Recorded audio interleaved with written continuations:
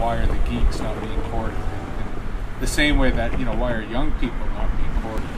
And there is a kind of insularity to the way that social media generally works, but explicitly is I think, taking the worst parts of political parties in the electoral process and kind of feeding them into themselves. That, it's really as if the leaders are speaking to each other, the parties are speaking to each other, and the journalists provide the feedback loop for that in talk, that inside baseball.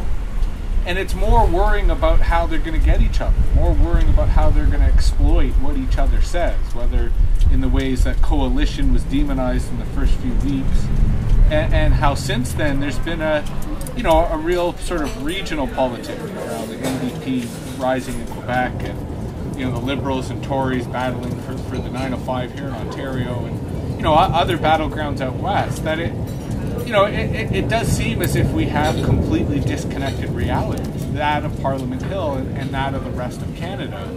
And social media is kind of a bubble that exists between the two. And you mentioned, Luke, how there was a lot of websites during the U.S. presidential election that tried to look at social media activity and tally it to see who was winning.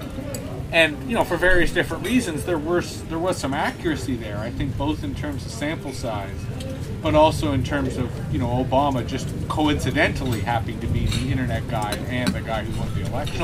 Are we going to expect innovation? Is there still opportunity for the parties, perhaps out of desperation, certainly in the case of the Liberals, or in terms of an opportunity, in terms of, say, the NDP in Quebec? Are we going to see anything new? Or is it already kind of predetermined that the rest of the election is going to be kind of lame? And further, are these vote mobs that Lead Now is engaging in, are they going to actually reach out to young people? Are we going to see an increase in voter turnout